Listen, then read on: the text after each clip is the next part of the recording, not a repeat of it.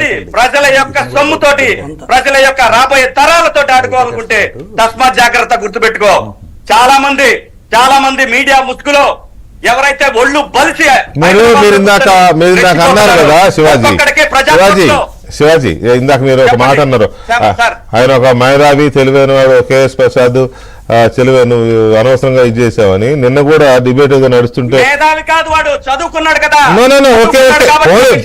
మనము కాదు శివాజీ, నేను అనేది ఆయన చదువుకున్నాడు, లిటరేట్, ఇంటలెక్చువల్, మనం దాన్ని ఒప్పుకుందాం. కాకపోతే ఒక స్టాండ్ తీసుకున్నాడు, ఎందుకు తీసుకున్నాడో ఆయనకు తెలుసు. అయితే నిన్న కూడా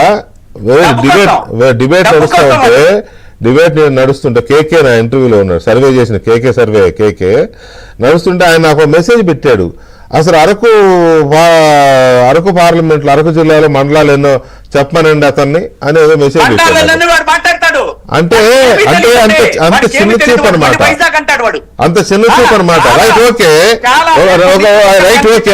కేఎస్ ప్రసాద్ గా ఆయన కాకుండా ఇంకా చాలా మహామేధావులు, వామపక్ష మేధావులు, లేకపోతే జర్నలిజం ముసుగులో తెలకపల్లి రవి, మీరేంటి ముసుగు? తెలకపల్లి రవి వయసు వచ్చింది, వివరం లేదా మనిషికి? వయసు వచ్చింది, ఆంధ్రప్రదేశ్ ప్రత్యేక హోదాతో ఆడుకున్నాడు. ఇంకా చాలా ఉండవల్లి అరుణ్ కుమార్ ఆంధ్రప్రదేశ్ తో ఆడుకున్నారు మీరంతా. నేను ఈ సందర్భంగా చెప్తున్నా, నిజంగా మీరు ఆంధ్రప్రదేశ్ కి న్యాయం చేయాలనుకుంటే జర్నలిస్ట్ సోదరులు మళ్ళీ రాజమండ్రిలో, ఎందుకంటే వీళ్ళందరూ రేపటి నుంచే విషయం చెబుతారు ఆంధ్రప్రదేశ్ మీద. ఎక్కడ ప్రెస్ మీట్లు పెట్టకండి, వీళ్ళు అది నిన్నే మొదలైంది ఆల్రెడీ. మొదలు పెట్టండి నిన్న పార్లమెంట్ అభ్యర్థి ఎలా అయ్యాడంటే మురళీమోహన్ గారిని భయపెట్టి 1500 ఓట్ల మెజార్టీతో భయపెట్టి సంతకం పెట్టించుకున్నారు ఆ రోజు. లేకపోతే అతనేంటి, అతను ఎలా అవుతాడు? అసలు ఏముందని చెప్పి అతని దగ్గర జ్ఞానం, విషయం చేయమంటాను తప్ప ఆంధ్రప్రదేశ్ మీద, తెలుగుదేశం పార్టీ మీద, కమ్మోళ్ల మీద. ఇప్పుడు పవన్ కళ్యాణ్ గారిని రెచ్చగొడతారు చూడండి, పవన్ కళ్యాణ్ గారిని రెచ్చగొట్టి క్రియేట్ చేస్తున్నా. ఈ రోజు ఈ విషయంలో కీలక పాత్ర పవన్ కళ్యాణ్ గారు, చంద్రబాబు నాయుడు గారు, ఆంధ్రప్రదేశ్ ప్రజలు 47-50 డిగ్రీల్లో నిలబడి 75 ఏళ్ల యువకుడు చంద్రబాబు నాయుడు గారు, ఆ తర్వాత పవన్ కళ్యాణ్ గారు హీరో. నేను మళ్ళీ చెప్తున్నా, ఎక్కడ చిన్న స్వార్థం కూడా పెట్టుకోకుండా ధైర్యంగా పనిచేసిన వ్యక్తి పవన్ కళ్యాణ్ గారు. అలాగే చంద్రబాబు నాయుడు గారు. ఇప్పుడు కూడా చెప్తున్నా, చంద్రబాబు నాయుడు గారికి ఏం తక్కువ చంద్రబాబు నాయుడు గారికి. ప్రతి వాడు చంద్రబాబు నాయుడు గారు అడ్డం పెట్టుకొని ఇష్టం వచ్చినట్టు కులం ప్రతి వాడు కూడా, వాడు కేఎస్ ప్రసాద్ గారు కృష్ణాయిలని మాట్లాడతాడు, లంబడి కొరకు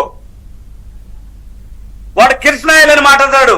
కష్టపడి సంపాదించుకొని ఒక స్థాయికి వచ్చిన వ్యక్తుల్ని దోపిడీ ఎవర్రా ఈ రాష్ట్రంలో అత్యధిక క్రిమినల్ కేసులు ఉన్నాడు? ఏ పార్టీలో ఉన్నాడు? ఎవడు అత్యధికంగా డబ్బు దోచుకున్నాడు ఈ రాష్ట్రంలో? ఏ పార్టీలో ఉన్నాడు? నాకు నిజంగా చెప్తున్నా, అంత కోపం ఉంది, బాధతో మాట్లాడుతున్నా. నాకేమీ వచ్చేది, ఆశించేది ఏం లేదు. ఇన్ని రోజులు బాధతోటి, కసితోటి పనిచేసా. ఎవడు రాకపోయినా ధైర్యంగా మీతో కూర్చొని డిబేట్లు చేసిన రోజులు ఉన్నాయి మన ఇద్దరం. వెంకటకృష్ణ గారు, ఎక్కడ భయపడలా, ఎవరికి భయపడేదే లేదు. ప్రజల కోసం మాత్రమే పనిచేశాం. తెలుగుదేశం పార్టీ కూడా ప్రజల కోసమే పనిచేసింది. ఈ వయసులో చంద్రబాబు నాయుడు గారు కూడా కేవలం రాష్ట్రం కోసం తప్పితే ఆయనకి జరగంది లేదు. విషం చిమ్ముతారు ప్రజల, గుర్తు పెట్టుకోండి. ఇవాళ నుంచి పథకాల మీద విషయం, ఆయన ఇచ్చిన హామీల మీద విషయం, రోడ్ల మీద విషయం, ప్రతి ఒక్కదాని మీద విషయం, మందు మీద విషయం. నేను ఈ సందర్భంగా ఇంకో విషయం కూడా చెప్తున్నాను వెంకటకృష్ణ గారు. ప్రజలు ఎన్నో ఆశలు పెట్టుకొని ఎంతో ఎట్లాంటి అది ఎడారిలో ఎండమావిలాగా ఒక నీటి చుక్క కోసం ఎలాగైతే ఆతృత పడుతున్నారో ప్రజలు బాబు గారి మీద అంత నమ్మకం పెట్టుకున్నారండి.